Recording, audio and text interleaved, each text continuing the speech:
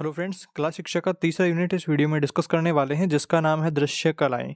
ये यूनिट दोस्तों आपके 8 नंबर का है। तो यहाँ से देखिए निबंधात्मक प्रश्न भी आएंगे, अतिलघुत्रात्मक लघुत्रात्मक भी आएंगे और वस्तुनिष्ठ प्रश्न भी यहाँ से आ सकता है। तो कुछ महत्वपूर्ण प्रश्नों को दोस्तों इस वीडियो में हम डिस्कस करने वाले हैं जो कि आपकी परीक्षा के लिए काफ़ी इंपॉर्टेंट रहेंगे। आपको इनको जरूर से याद करके जाना है। तो वीडियो दोस्तों हमेशा की तरह पूरा देखना है। चैनल पर नए हैं तो सब्सक्राइब जरूर से कर लेना है। आगे बढ़ते हैं दोस्तों। सबसे पहला महत्वपूर्ण टॉपिक आता है दृश्यकारी कलाओं की आवश्यकता और महत्ता के बारे में हम जानते हैं। तो देखिए दृश्यकारी कलाओं की आवश्यकता एवं महत्व सर्वविदित है। छात्रों को अपने चारों ओर फैली व्यवस्थाओं वस्तुओं का अवलोकन करना पड़ता है। साथ ही उन्हें उनके साथ में वातावरण का संबंध भी स्थापित करना पड़ता है। जब बच्चा एक वास्तविक वस्तु का अवलोकन करते हुए उसका चित्र बनाता है तो उसकी संकल्पनाएं स्पष्ट होते हुए उसको विश्लेषण करने की क्षमता को विकसित करती है, जो कि बच्चों की आगे बढ़ने में विशेष रूप से सहायक होती है। यह बच्चों में विशेष प्रकार के कौशलों को भी विकसित करती है। तो देखिए पहला कौशल है मुख्य कौशल अवलोकन का विकास करना। दूसरा है वस्तुओं के निर्माण की समझ बनाना। तीसरा है अपने चारों ओर उपस्थित कला को प्रकट करना। इसके बाद में अगला टॉपिक आता है सहयोग क्या है। सहयोग के बारे में देखिए चित्र में प्रयुक्त किए जाने वाले रूपाकारों के आपसी संबंध जिनके द्वारा चित्र एक दिखाई दे तथा उनमें बिखराव न आए सहयोग कहलाता है। सहयोग द्वारा संयोजन में प्रयुक्त आकृतियों व वस्तुओं में भावनात्मक संबंध उत्पन्न किया जाता है जिसके कारण चित्र में संपूर्णता आती है तथा निरर्थक बिखराव से बचाया जा सकता है। सहयोग का उद्देश्य होता है कि एक ही कलाकृति में कई चित्रों का आभास नहीं होना चाहिए, एक कंप्लीट चित्र वो लगना चाहिए। इसके बाद में दोस्तों आगे बढ़ते हैं। अगला टॉपिक आता है वर्ण सामंजस्य के बारे में। कलरों का किस प्रकार से सामंजस्य करना है, रंग का सामंजस्य। तो इसमें देखिए विभिन्न प्रकार की वर्ण संगति के चित्र में सामंजस्य स्थापित किया जा सकता है।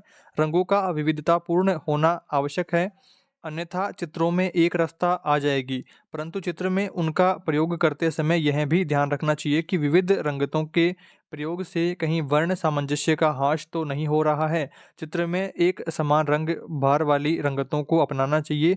सजातीय वर्ण संगति से सामंजस्य स्थापित करते हुए रंगतों को भी संतुलित रंग से अपनाया जा सकता है। चित्र में जो रंग हम यूज करते हैं वो ठीक तरीके से हमें यूज में करने चाहिए। इसके बाद में अगला टॉपिक आता है वर्ण की प्रमुख गुण आपको ध्यान रखने हैं। पहला है रंगत। रंगत वर्ण की प्रकृति होती है, जैसे लालपन, पीलापन, नीलापन। इससे रंगों का अंतर स्पष्ट होता है। इसके बाद में सेकंड है मान। तो मान रंगत के हल्केपन और गहरेपन का द्योतक है, जैसे गहरा लाल तथा हल्का लाल। इसके बाद में देखिए सफ़ेद रंग के मिश्रण से रंग के मान को बढ़ाया जा सकता है तथा काल के मिश्रण से यह मान घटाया जा सकता है। इस प्रकार सफ़ेद व काले की मात्रा किसी भी रंग में मिलाकर के एक ही रंगत के विभिन्न मान प्राप्त किए जा सकते हैं। अगर हमारे पास में लाल रंग है तो उसमें सफ़ेद मिलाएंगे तो लाल रंग की मात्रा बढ़ जाएगी, और अगर हम उसमें काला मिलाएंगे तो वो गहरा होता चला जाएगा, लाल रंग गहरा हो जाएगा काला रंग मिलाने से। इस तरह से आपको ये ध्यान रखना है। इसके बाद में अगला पॉइंट आता है सघनता।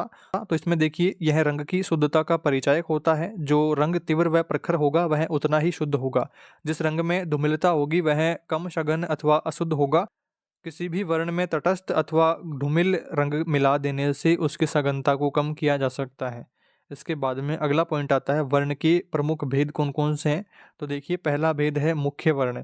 लाल, पीला तथा नीला प्राथमिक वर्ण है जो पूर्णतया शुद्ध हैं और इनका स्वतंत्र अस्तित्व है। इसके बाद में सेकंड आता है द्वितीयक रंग कौन कौन से हैं। तो देखिए किन्हीं दो प्राथमिक रंगों को मिलाने से जो रंग प्राप्त होते हैं वो द्वितीयक रंग कहलाते हैं। जैसे लाल प्लस नीला मिलाया तो बैंगनी हुआ, लाल प्लस पीला मिलाया तो नारंगी हुआ। तो ये कुछ द्वितीयक रंग हैं जो दो रंगों को मिला करके बनाए जाते हैं। इसके बाद में अगला वर्ण आता है हमारे सामने समीपवर्ती वर्ण। तो समीपवर्ती वर्ण उन रंगों को कहते हैं जिनमें एक श्रेणी या जाति के रंग विद्यमान होते हैं, जैसे पीला, पीला नारंगी तथा नारंगी रबी रंगों में पीला रंग उपस्थित है। तो इस तरह के जो रंग होते हैं वो समीपवर्ती वर्ण होते हैं, ये रंग होते हैं। इसके बाद में दोस्तों अगला टॉपिक हमारे सामने आता है विरोधी वर्ण क्या होते हैं। तो यदि किन्हीं दो मुख्य वर्णों को मिला दिया जाए तो उससे प्राप्त द्वितीयक रंग तथा शेष बचे मुख्य रंग एक दूसरे के विरोधी अथवा पूरक रंग कहलाते हैं। वर्ण चक्र में एक दूसरे के आमने सामने आने वाले रंग एक दूसरे के पूरक होते हैं। लाल का विरोधी या पूरक है हरा और नारंगी का पूरक या विरोधी है नीला। तो ये कुछ पॉइंट्स भी आपको ध्यान रखने हैं। इसके बाद में अगला पॉइंट आता है रेखा के 3 प्रकार का उल्लेख व प्रभाव आपको बताना है। तो पहला रेखा का प्रकार है सीधी खड़ी रेखा। रेखा के बारे में आप सभी जानते ही हैं, तो सीधी खड़ी रेखा के बारे में थोड़ा सा जानते हैं। यह रेखा धरातल पर सीधी ऊपर की ओर अंकित की जाती है। यह रेखा शक्ति, स्थायित्व, दृढ़ता, निश्चय एवं प्रगति के भाव दर्शाती है। सीधी खड़ी रेखा हो गई। इसके बाद में क्षितिजाकार रेखा यह धरातल पर सीधी पड़ी हुई अंकित की जाती है। यह रेखा शांत, निश्चेष्ट, विश्राम आदि के भाव अभिव्यक्त करती है। इसके बाद में अगली रेखा है तिरछी रेखाएं। ये रेखाएं क्षितिज से कोण बनाती है, वह 80 डिग्री से कम या 100 डिग्री से अधिक होता है। ये रेखाएं अस्थिरता, वेग आदि को अभिव्यक्त करती हैं। इसके बाद में अगला टॉपिक है पेस्टल्स क्या हैं। तो देखिए, सरल रूप में देखा जाए तो पेस्टल्स भिन्न तरह के अनुबंध रंजकों की स्टिक्स हैं, उनको कागज पर उपयोग करके पेंटिंग बनाते हैं। पेस्टल के रूप देखिए, पहला है सूखा पेस्टल। यह दो प्रकार का होता है। पहला है कठोर पेस्टल होता है और दूसरा मुलायम रंग वाला होता है। कठोर पेस्टल में देखिए उच्च संयोजक कम रंग, दूसरा है बाह्य रेखा में प्रयुक्त और तीसरा है रंग कम चमकीले होते हैं, स्थिर कारक अपेक्षित नहीं है। इसके बाद में सेकंड आता है मुलायम रंग में। देखिए कुछ पॉइंट्स आपको ध्यान रखने हैं कि अधिक संयोजक कम रंग होता है, बाह्य रेखा खींचने में प्रयुक्त होता है, तीसरा है रंग कम चमकीले होते हैं, चौथा पॉइंट है स्थिर कारक अपेक्षित नहीं होते हैं। इसके बाद में अगला प्रकार है तेलीय पेस्टल। तो इसमें देखिए इसकी अनुरूपता मुलायम और रंग चमकीले होते हैं। इसको मिलाना कठिन होता है, लेकिन चित्रकला में लयात्मक प्रभाव सृजित करने के लिए कपड़े के टुकड़े का प्रयोग करके मिश्रित किया जा सकता है। इसके लिए स्थिरीकारक अपेक्षित नहीं है, रंगों को एक उचित रीति प्रदान करने के लिए अपेक्षित है। ये कुछ बातें आपको यहाँ पर ध्यान रखनी है। इसके बाद में अगला टॉपिक हमारे सामने आता है रंग करने के लिए मजेदार किंतु प्रभावी विधियों के बारे में आपको जानना है। तो इसमें दोस्तों पहली विधि है क्रेयन विधि। तो इसमें देखिए क्रेयन का प्रयोग करते समय यदि आप इसे धीरे से दबाते हैं तो रंग पेस्टल होते हैं जो कि बिल्कुल कोमल हो सकते हैं। इसके बाद में अगला प्रकार आता है ग्रेफिटो तकनीक। ग्रेफिटो तकनीक में देखिए यह तकनीक दो विभिन्न रंगों की सतहों पर आश्रित होती है। पहला एक हल्के रंग से कागज के शीट को ढकता है। यह विभिन्न रंगों के कुछ निकटवर्ती क्षेत्रों में हो सकता है। अब हल्के रंग के काले क्रेयन को ढक दें। अब एक तीक्ष्ण धार वाली वस्तु से चित्रकला के काली सतह को इस प्रकार से खरोंचे कि नीचे का रंग उद्घाटित हो जाए। तो ये इसकी विधि है। इसके बाद में अगली विधि है बेटिक। बेटिक विधि में देखिए पहले मोम के क्रेयन से आकृति खींचें, फिर जल रंगों या पतले रंगीन स्याही से पृष्ठभूमि पेंट करें। पानी मोम पर फिसल जाता है और इस प्रकार आकृति दृश्य रह जाती है। इसके बाद में अगला प्रकार आता है पेस्टल तकनीक। तो इसमें देखिए तेलीय पेस्टल क्रेयन किसी भी प्रकार की सतह पर प्रयुक्त किया जा सकता है, जैसे ग्लास, प्लास्टिक, बर्तन आदि। इसके बाद में अगला हमारे सामने टॉपिक आता है कि चित्र में तान का क्या महत्व रहता है। तो पहला आपको महत्व ध्यान रखना है कि तान के प्रयोग से द्विआयामी चित्रभूमि पर त्रिआयामी प्रभाव उत्पन्न किया जा सकता है। इससे वस्तु के वास्तविक आकार व आयतन का आभास हमें मिलता है। सेकंड पॉइंट आता है यथार्थ अंकन के लिए तान एक आवश्यक तत्व है। और इसके बाद में थर्ड पॉइंट आता है क्षय वृद्धि, स्थितिजन्य, लघुत्व आदि संयोजन सिद्धांतों को स्थापित करने के लिए तान का होना आवश्यक है। और इसके बाद में चौथा पॉइंट आता है दूर, निकट, बड़ा, छोटा आदि को दर्शाने में तान की महत्वपूर्ण भूमिका रहती है। पांचवा पॉइंट है तान की उपस्थिति चित्र के भावात्मक पक्ष को भी सुदृढ़ बनाती है। ये कुछ पॉइंट्स आपको यहाँ पर ध्यान रखना है। इसके बाद में अगला पॉइंट है पोत का क्या महत्व है। तो देखिए पहला बिंदु आपको ध्यान रखना है कि पोत की विविधता से अंतराल को गति प्रदान कर उसकी एक रास्ता को समाप्त किया जा सकता है। दूसरा बिंदु आता है कि संयोजन सिद्धांतों की स्थापना में पोत की महत्वपूर्ण भूमिका रहती है। तीसरा बिंदु है चिकने, खुरदरे, रुई, तेल, पत्थर, पानी आदि का अंकन पोत द्वारा ही रूपम भेद को प्राप्त किया जाता है। इसके बाद में चौथा पॉइंट है पोत से धरातल में रुचि उत्पन्न होती है। इसके बाद में दोस्तों अगला टॉपिक आता है वर्ण प्रभाव। तो वर्ण प्रभाव में देखिए रंगों के मानसिक प्रभाव भी होते हैं जिनका हमारी भावनाओं से संबंध होता है। वर्ण भावनाओं के उद्दलित करने की शक्ति रखते हैं, अतः वर्ण के इन्हीं प्रभावों के कारण साधारणतया इन्हें उष्ण शीतल रंगों के रूप में वर्णीकृत करते हैं। तो पहला बिंदु है उष्ण रंग। तो जिन रंगों की तरंग गति बहुत अधिक होती है और जो सूर्य तथा आग के रंगों के समीप होते हैं, जिनको बहुत देर तक देखने में नेत्रों को कठिनाई अनुभव होती है, तो वह रंग उष्ण श्रेणी में आते हैं। इसमें देखिए जैसे पीला, नारंगी, लाल आदि यहाँ पर आते हैं। उष्ण रंग के प्रभाव भी जान लेते हैं। तो पहला लाल रंग का प्रभाव जानते हैं। तो उत्तेजना, प्रसन्नता तथा उल्लास, राष्ट्र प्रेम, युद्ध, भय, उष्णता, प्रेम, कामुकता, आवेग आदि प्रभावों का द्योतक है लाल रंग। और उसके बाद में सेकंड पीला रंग है। प्रसन्नता, गर्व, प्रफुल्लता, प्रकाश, बुद्धिमत्ता आदि प्रभावों का द्योतक है पीला रंग। इसके बाद में तीसरे नंबर पर है नारंगी रंग। तो ज्ञान, वीरता, प्रेरणा आदि प्रभावों का द्योतक है। इसके बाद में दोस्तों आगे बढ़ते हैं। अगला हमारे सामने पॉइंट आता है शीतल रंग के बारे में। तो ये वे रंग हैं जो हमारी आँखों के शीतलता प्रदान करते हैं, वे शीतल रंगों की श्रेणी में आते हैं, जैसे नीला, हरा आदि। शीतल रंगों के प्रभाव भी हम जान लेते हैं, तो पहला रंग आता है नीला। तो नीला देखिए शीतलता, राजसी, सत्यता, शांति, निराशा, दुःख, स्थिरता तथा दृढ़ता आदि प्रभावों का द्योतक है। इसके बाद में सेकंड है हरा। हरा रंग शिथिलता, विश्राम, सुरक्षा, खुशहाली आदि प्रभावों को द्योतक है। इसके बाद में दोस्तों अगला हमारे सामने इम्पोर्टेंट टॉपिक आता है, फड़ पेंटिंग क्या है। तो फड़ पेंटिंग में देखिए, फड़ पेंटिंग भारत के राजस्थान राज्य में प्रचलित लोक कला की एक लोकप्रिय शैली है। चित्रकला की यह शैली परंपरागत फड़ के रूप में जानी जाती है। राजस्थान के स्थानीय देवता अथवा वीर पुरुषों जैसे पाबूजी, हड़बूजी, देवनारायण, राजनदला, कृष्णदला, रामदेव जी आदि फड़ वाचन परंपरा यहाँ की लोक जीवन शैली का अनूठा योग है। 20 हाथ लंबी कपड़े की चित्रित एक फड़ में पाबूजी या अन्य किसी के जीवन वृत्त का संपूर्ण चित्र होता है। एक पर्दे पर चित्र बनाए जाते हैं कि उन्होंने जीवन काल में क्या क्या घटनाएं घटित हुई है, और कुछ लोगों के द्वारा दोस्तों उसका वर्णन करवाया जाता है। उसके बारे में भी यहाँ पर बताया गया है कि परंपरागत रूप फड़ को वानस्पतिक चित्रों में चित्रित करते हैं। इस प्रकार फड़ पेंटिंग को महत्वपूर्ण माना गया है।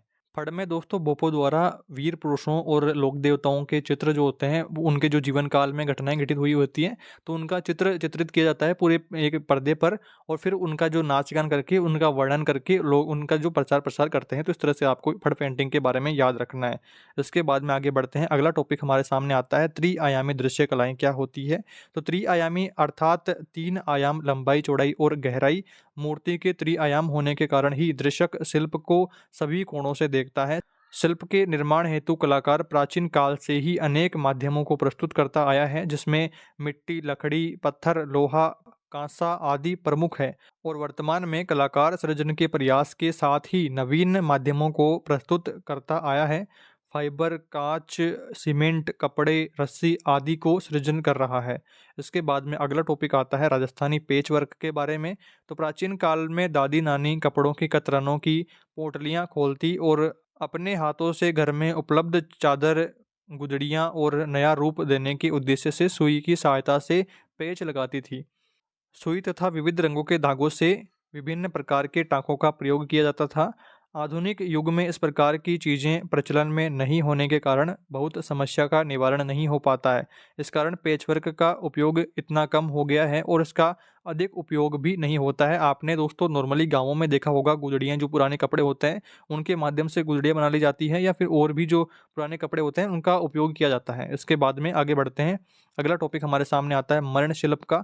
तो मरण शिल्प पकाई गई मिट्टी की मूर्ति को कहा जाता है। मिट्टी के माध्यम से कल्पना को यथार्थ रूप में साकार किया जा सकता है। मिट्टी के शिल्पों को तैयार करने के उपरांत मजबूती हेतु पकाया जाता है। इन पकी हुई मरण आकृतियों को टेराकोटा कहा जाता है, ये भी आपको ध्यान रखना है। इसके बाद में अगला टॉपिक हमारे सामने आता है कि मिट्टी तैयार करने हेतु आवश्यक सामग्रियां क्या क्या हैं। तो सर्वप्रथम देखिए मिट्टी तैयार कैसे करेंगे। तो सूखी चिकनी मिट्टी लेकर के उसे लकड़ी के गट्ठे से कूट करके छलनी के माध्यम से कंकड़, पत्थर आदि, तिनके आदि उसकी अशुद्धियां दूर कर लेंगे। दूसरी प्रकार आपको ध्यान रखना है कि छनी हुई मिट्टी में थोड़ा सा लकड़ी का बुरादा या घोड़े गधे की लीद मिलाई जाती है, उनका गोबर मिलाया जाता है, और इसके बाद में उसमें थोड़ा सा पानी मिला देते हैं। और थर्ड पॉइंट है कि मिट्टी की अच्छी तरह से गल जाने के बाद में मिट्टी को आटे की तरह थोड़ा सा सख्त गूंथने पर शिल्प हेतु मिट्टी तैयार हो जाती है। मरण शिल्प बनाने की प्रक्रिया के बारे में भी आपको थोड़ी सी जानकारी रखनी है कि उभारदार शिल्प बनाने के लिए आंगन, गत्ता, प्लाईवुड आदि को काम में लिया जा सकता है। सर्वप्रथम मिट्टी को आधा इंच के लगभग मोटाई के लिए हुए एक मनवांछित ज्यामितीय आकृति की प्लेट उक्त धरातल पर तैयार करें। फिर प्लेट पर मनचाही आकृति का किसी नुकीली वस्तु से सांकेतिक अंकन करें। तत्पश्चात थोड़ी थोड़ी मिट्टी लेकर के अंकित आकृति को तैयार कर लें। अंत में पानी का हाथ घुमा करके सफाई दें। अतिरिक्त मिट्टी को कलाकृति के पास से हटा लें एवं शिल्प को सूखने के लिए छाया में सुरक्षित रख दें। इसी प्रकार त्रिआयामी मरण शिल्प निर्माण के चाक का प्रयोग किया जाता है तथा चाक के बिना भी आकारों का निर्माण किया जाता है।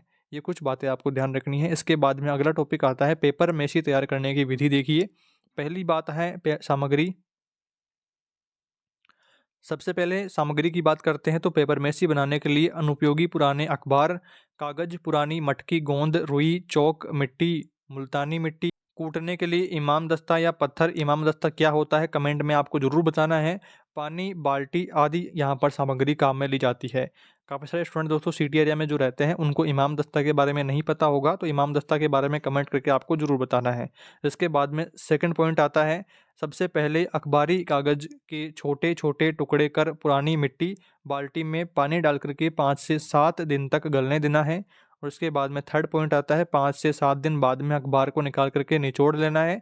इन्हें किसी पक्के फर्श पर पत्थर अथवा इमाम दस्ते में थोड़ी-थोड़ी मात्रा में कूट करके बारीक कर लेना है। इसके बाद में चौथा पॉइंट है कि आटे की तरह गूँथी हुई परेशानी शिल्प बनाने के लिए तैयार हो जाती है, जो ये प्रोसेस सारा होता है।